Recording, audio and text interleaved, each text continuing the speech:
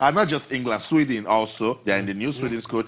Johnny Anderson has unveiled his final World Cup squad in Stockholm as the Swedish Football Association remains tight-lipped about where the former captain Zlatan Ibrahimovic would travel to Russia as a fan. Zlatan, a lot of football fans would have loved to see him at the World Cup. The 55-year-old Anderson says that the hardest part of choosing his squad was the competition for midfield places. I know in the Swedish team, they're very compact in midfield. And that, even though his side might lack household names, he sees it as a strength. So you can call Sweden an underdog, and that's what they've always been at the World Cup.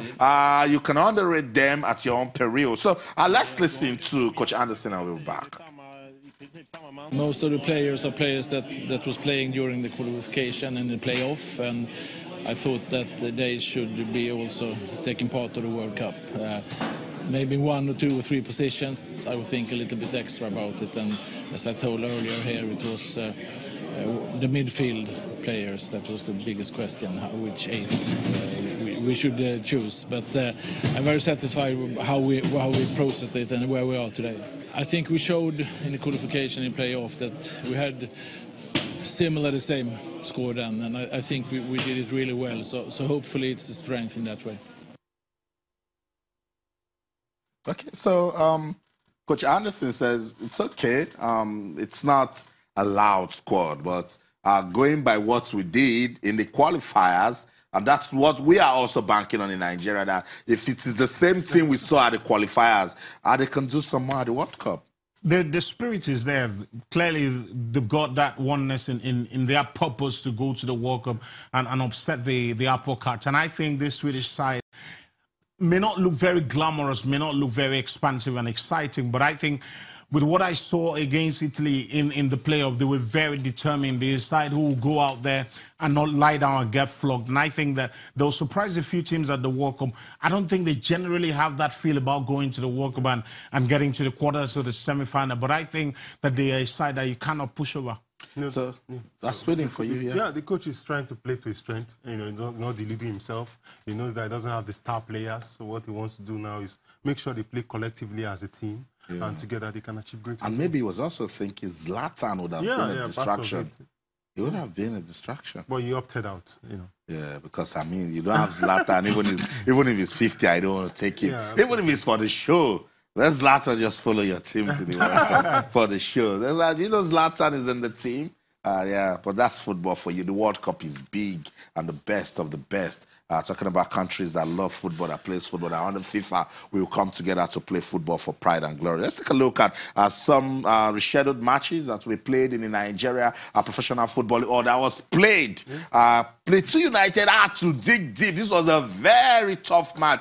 I think Lobby Stars, after getting that red card, it affected them in this match. It did, and I saw a tweet immediately after the game. Lobby Stars tweeted that they're living just with their heads held very high because they gave a good account of themselves, scored early in the game, and you felt they were going to at least get a point away from just, but it wasn't to be. It was a late penalty in that one to give Plateau United the win, and it opens up things a little bit in the race for the title in the MPFL, because I think Lobby Stars has shown great mettle and grit away from home, but losing at Plateau United, they're now I think 2 points behind ahead of Plateau United, and it does look like it's going to be very interesting.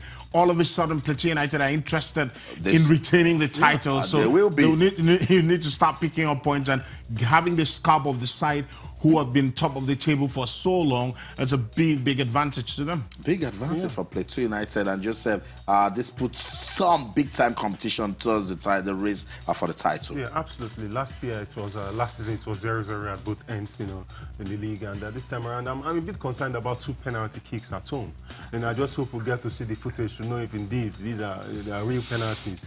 2 penalties. I think if it were fine, I'm sure so many people raising a man of concern. But Plateau have realized that they really have to come out this time around and defend their title. They know that there's only 1 spot for the Champions League, and they are close now, just 2 points, adrift, and they're beginning to see that indeed they can pull it off. They're not far off, and they've had a decent season so far. And Lobby also have shown strength, being able to stay at the top up to this level. So it's still very, very open, at this level. You can't call it. And let's see what happens in the games to come. That's right. So we are going to keep monitoring that one. It's getting interesting. Also, El Academy Warriors will be hosting Aqua United. Aqua, they can believe. They can go play their best football, but right there in Maiduguri, it's almost an impossible task. But impossible is nothing when football is the big discussion. And I think Aqua United, they haven't quite travelled well this year. They got a point at Enugu Rangers over the weekend, and that would have really given them a massive shot in the arm.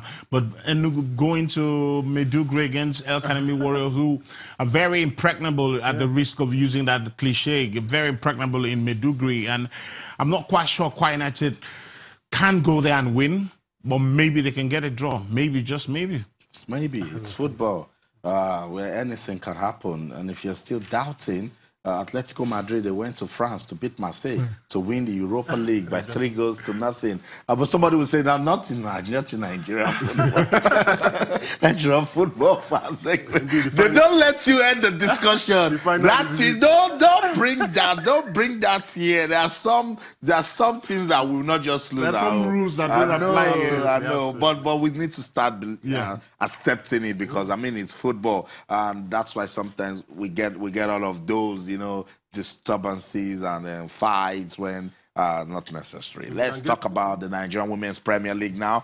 Show some love. Some matches were played today. Look at it, at the big winners. Rivers Angels are crushing Atlant Queens by 4-0. Delta Queens, finally, Bayelsa Queens, they've been beaten by Bayelsa Queens by a single goal. Shaw Babes lost at home to Edo Queens. Ibom Angels defeated Confluence Queens by a single goal. Group A of the Women's League, Adamawa Queens lost at home to Sunshine Queens. You see, we are seeing away wins in the Women's League, and everybody's going home safe and sound. No quarrel. FC Robo and Pelican Stars, they played goalless. Abia Angels defeated Nassau Amazons by a single goal. Sports Tonight on Channel 2. Let's go on this break. When we come back, I'll let the guys talk about the ladies. Don't go anywhere. Stay.